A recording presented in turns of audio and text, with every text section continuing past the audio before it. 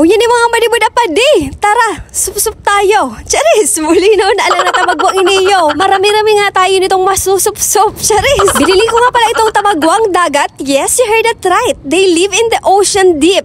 I'm so afraid to show my feeling. Lintian mauran madi. Ngayon lang din ako nakakita ng tabagwang dagat. Pero may kumagaon na hiling. Suyaon sa salaw. Distingon tama do iniyo kung maurag man. Hinugasan ko na nga pala ito na mabuti to prevent from igit. Charis! Inasuko ko muna siya overnight kasi may hangover pa daw itong tabagwang dagat. And today, this is the time to clean or cut the edge of the tabagwang. Which is hard. That's why you have to use at the back or kutsilyo. O sumuro lang kutsilyo ang ginamit ko dyan. Tahuragi kita kainiyo kimadiris. Bata mo yung kita kainiyo. My goodness! Fast forward ng mga mariwada pa dito na tayo magluluto sa ilog para mas maganda ang view. At ito na kasi ang baon, ang tabagwang. At pagkatapos ang surusupan, magraladupan. Charis! At nandito nga ako ngayon sa ilog na Kanaway Malilipot Albay, ang Pinarik River. Which is free entrance and free exit. Charis! At ito na nga ang ating ingredients, ang pako. At pinukulaan ko na nga pala itong tabagwang para madali na siyang maluto. And syempre of course, mawawala ba ang nyog? Luya for aromatic expression at magkalabtim na bawang at sibuyas. Bulinaw na lang tanabat pala ng binakal kong nyog. So nagunaw na talinga, biyabi ko pa, hirapan ko pa talaga ang buhay ko. Diyan na din nga pala ako kumuha ng tubig sa ilog. Aw, bahala na kung may nagbalantay dyan sa inutan. May special ingredients lamang iniyo. O baka lamang mas sumirang pa ini tabagwang na ini. At ang kadimalasan ko pa baya, lintian baya, tawarang pangsara. Bulis niya po niya kadimalasan iniyo. Pero dapat lagi tayong handa sa mga ganitong sitwasyon. At ang ginamit ko nga dyan na pangsara ang aking mahiwagang kamay. Mindset ba? Kaysa man sa ini maluto, masayang ang ating effort. At hindi naman ata magpapablatter ang tabagwang na to kung may kakolaborate siyang sapal. And this moment, linigay ko na si Ginger Conjero. Next naman is the onion featuring the garlic with a special participation of Ceiling Love. Love you. Charis! Lavoyo! Para may tadyak at sapak ang ating tabagwang and collaborate all the ingredients with our special guest, coconut. Sobrang init pala sa mga oras na yan, 42 degrees Celsius. Pero para sa aking vlog, bolero na lang titiuson ko an. Grabe na kamaga kaya ang punaw ko. At nang kumulo na ang coconut, niligay ko na ang tabagwang na pinakuluan ko na nga pala bago pumunta dito para mabilis ang maluto. Pero ang kakamadali ko nagkawaral at magasasaraan. O maringani, o bako sa pante ang nawalat.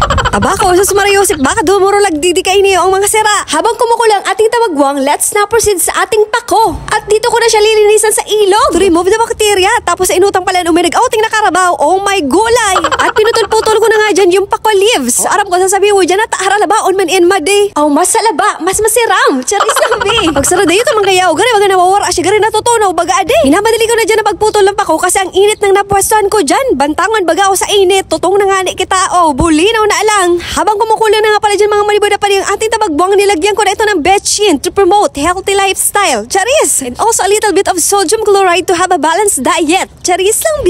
And next step, habang kumukulo na ang gata, iniligay ko na dyan yung pako. Pako ko sa'yo kung meron ka ng iba. Ang bili ko nga pala yan sa tabagwang dagat is 25 pesos at dito naman na pako is 25 pesos. 25 plus 25 is equals to I miss you. Charis! Papakalong mo na ito ng 12 years. Tagal ah? Yes naman, ganyan katagal ako nagpakatanga sa'yo. Lintian ka. At iniligay ko na nga dyan ang unang piga na gata ni Raisa with a sparkle of sapal. Bulis na eh. Ang dagdag ingredients pa ang sapal naan. Then 45 all the ingredients to collaborate all the flavors. Papakulan ulit natin siya ng 25 years para makamove on na siya. Charis lang, B. Para mo tayo ng konti, tagaro baga ako sido na iniyo. At nakikita mo naman siguro ang napakagandang view ng lugar na ito. Aw, adyan tapagaluto ako kay iniyo, malamotaw ako ng gadyan. And finally mga mariwada pa din, naluto na nga ang ating tabagwang with pako ni Rise of Vlogs. Bulinaw na lang mariman naluto na iniyo, takas bago pa nagreklamo ang mga drago sa sakuyan to. Lak, my goodness. At dahil nga sa ka-excited na naman, bulis na po niya, wala na naman tayong dalang plato. Kaya dito lang tayo sa baon ng nyog. Mabuti na lang talaga at hindi ko pa ito tinapon kanina. Nainguragan ko takitakaan ko sa kita kain ni mga plato. And this is it mga mariwada pa di, masiba na kita sa inot na supso. Sa isa na kita magkaharakog. Base sa akin pala sa mga mariwada pa di, magkaiba ang lasa ng tabagwang dagat sa tabagwang salog o ilog. Itong tabagwang dagat na kinakain ko ngayon is, ang lasa niya is parang tahong. So tabagwang salog bagaw, gari baga ang lasa kay gari baga so gapo. O mataram ko nakatana ka ng gapo. O day ba man pero nakainom na akong tubig sa salog. O malabaga akong kakabalik-balik ko sa salog. Aramon ko na ang parong ka mga gapo sa salog. Tas sa gapo baga mo nang gadsindao nagdudurok ko tade. At bagay na bagay talaga tayong i-pair.